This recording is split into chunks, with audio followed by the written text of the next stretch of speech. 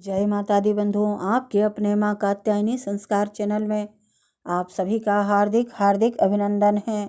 सर्वप्रथम माता पिता गुरुदेव के चरणों में मेरा कोटिशः कोटि प्रणाम है। अतएव आप सभी माताओं, बहनों, भाइयों, बंधुओं, आप सभी को सादर जय श्री कृष्णा। बंधुओं, आज शिव महापुराण के रुद्र संहिता से 16वां अध्याय लेकर के उपस्थित हुई हूँ।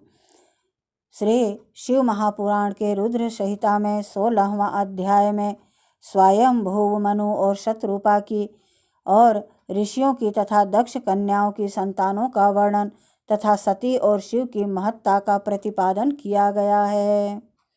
स्वयंभू मनु और शतरूपा की ऋषियों की तथा दक्ष कन्याओं की संतानों का वर्णन तथा सती और शिव की महत्ता का प्रतिपादन। ओम नमः शिवाय। सावधान। ब्रह्मा जी कहते हैं, नारद, तदंतर मैंने शब्द, तन मात्रा आदि सूक्ष्म भूतों को स्वयं ही पंचीकृत करके अर्थात उन पांचों का परस्पर सम्मिश्रण करके उनसे स्थूल आकाश, वायु, अग्नि, जल और पृथ्वी की सृष्टि की। पर्वतों, समुद्रों और वृक्षों आदि को उत्पन्न किया। कला से लेकर युग पर्यंत जो काल विभाग है उनकी रचना की।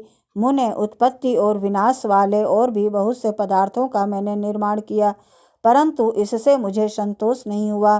तब सांब सदाशिव का ध्यान करके मैंने साधन परायण पुरुषों की सृष्टि की। अपने दोनों नेत्रों से मारीचि को, हृदय से भृगु को, सिर से अंगिरा को, व्यान वायु से मुनिश्रेष्ठ पुलह को, उदान वायु से पुलस्त्य को, समान वायु से वशिष्ठ को, अपान से क्रतु को, दोनों कानों से अत्रि को, प्राणों से दक्ष को, गोद से तुम को, छाया से करदम मुनि को तथा संकल्प से समस्त साधनों के साधन धर्म को उत्पन्न किया। मुनिश्रेष्ठ, इस तरह इन उत्तम साधकों की सृष्टि करके महादेव जी की कृपा से मैंने अपने आप को कृतार्थ माना। तत्पश्चात संकल्प से उत्पन्न हुए तुम धर्म मेरी आज्ञा से मानव रूप धारण करके साधकों की प्रेरणा से साधन में लग गए।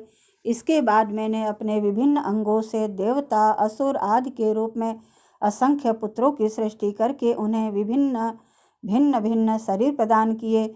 मुने तदंतर अंतर्यामी भगवान शंकर की प्रेरणा से अपने शरीर के 2 भागों में विभक्त करके मैं 2 रूपों वाला हो गया। नारद, आधे शरीर से मैं स्त्री हो गया और आधे से पुरुष।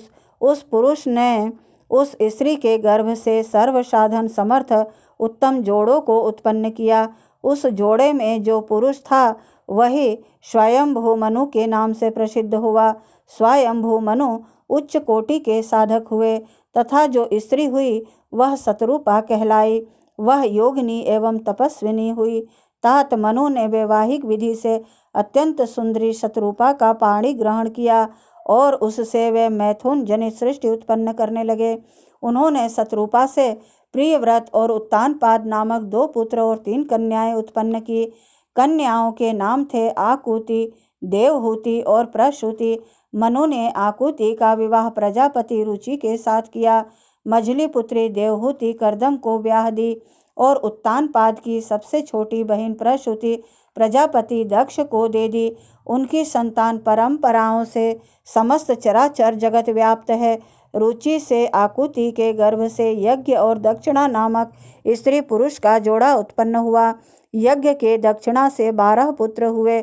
मुने करदम द्वारा देवहूति के गर्भ से बहुत सी पुत्रियां उत्पन्न हुई। दक्ष के प्रसूति से 24 कन्याएं हुई। उनमें से श्रद्धा आदि 13 कन्याओं का विवाह दक्ष ने धर्म के साथ कर दिया। मुनीश्वर, धर्म की उन पत्नियों के नाम सुनो: श्रद्धा, लक्ष्मी, घृति, तुष्टि, पुष्टि, मेघा, क्रिया, बुद्धि, लज्जा, वसु, शांति, सिद्धि और कीर्ति। ये सब 13 हैं। इनमें से जो शेष 11 सुलोचना कन्याएं थी उनके नाम इस प्रकार हैं: ख्याति, सती, संभूति, स्मृति, प्रीति, क्षमा, सन्निति, अनसुया, ऊर्जा, स्वाहा तथा स्वधा। भृगु, शिव, मारीचि, अंगिरा, मुनि, पुलस्त्य, पुलह, मुनि श्रेष्ठ क्रतु, अत्रि, वशिष्ठ, अग्नि और पितरों ने क्रमशः इन ख्याति आदि कन्याओं का पाणी ग्रहण किया। भृगु आदि मुनि श्रेष्ठ साधक हैं। इनकी संतानों से चराचर प्राणियों सहित सारी त्रिलोकी भरी हुई है। इस प्रकार अंबिकापति महादेव जी की आज्ञा से अपने पूर्व कर्मों के अनुसार बहुत से प्राणी असंख्य श्रेष्ठ द्विजों के रूप में उत्पन्न हुए।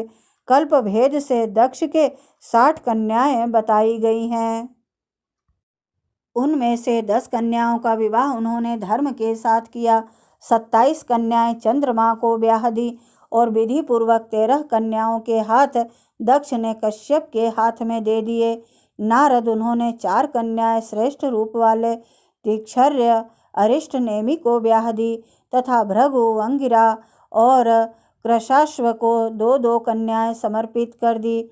उन स्त्रियों से उनके पतियों द्वारा बहुसंख्यक चराचर प्राणियों की उत्पत्ति हुई। मुनिश्रेष्ठ दक्ष ने महात्मा कश्यप को जिन 13 कन्याओं का विधि पूर्वक दान दिया था, उनकी संतानों से सारी त्रिलोकी व्याप्त है।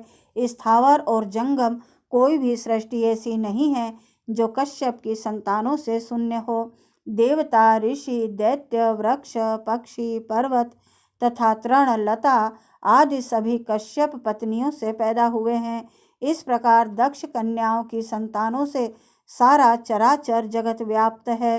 पाताल से लेकर सत्य लोक पर्यंत समस्त ब्रह्मांड निश्चय ही उनकी संतानों से सदा भरा रहता है, कभी खाली नहीं होता। इस तरह भगवान शंकर की आज्ञा से ब्रह्मा जी ने भली भांति सृष्टि की।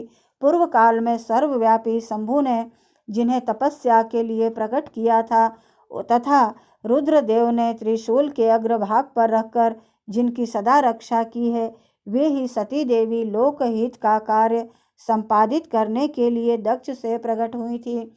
उन्होंने भक्तों के उद्धार के लिए अनेक लीलाएं की।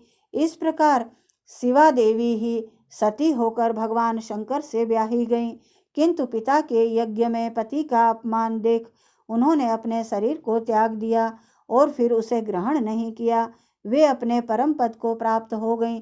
फिर देवताओं की प्रार्थना से वे ही शिवा पार्वती रूप में प्रकट हुईं और बड़ी भारी तपस्या करके पुनः भगवान शिव को उन्होंने प्राप्त कर लिया। मुनीश्वर, इस जगत में उनके अनेक नाम प्रसिद्ध हुए। उनमें कालिका, चंडिका, भद्रा, चामुंडा, विजया, जया, जयंती, भद्रकाली, दुर्गा, भगवती, कामाख्या, कामदा, अम्बा, मृडानी और सर्वमंगला आदि अनेक नाम हैं जो भोग और मोक्ष देने वाले हैं। ये सभी नाम उनके गुण और कर्मों के अनुसार हैं। मुनि श्रेष्ठ नारद, इस प्रकार मैंने सृष्टि क्रम का तुमसे वर्णन किया है। ब्रह्मांड का यह सारा भाग भगवान शिव की आज्ञा से मेरे द्वारा रचा गया है। भगवान शिव को पर ब्रह्म परमात्मा कहा गया है।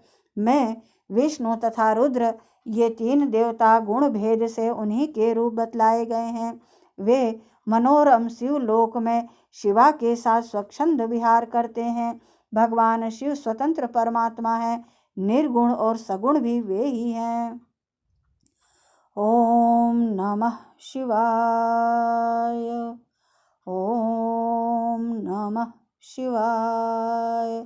इस प्रकार श्री शिव महापुराण के रुद्र संहिता से 16वां अध्याय पूर्ण हुआ। ओम नमः शिवाय। ओम नमः शिवाय। बंधुओं, यदि मेरा यह प्रयास आपको अच्छा लगे तो प्लीज़ लाइक, शेयर व सब्सक्राइब अवश्य करें। धन्यवाद बंधुओं। जय माता दी। ओम नमः शिवाय।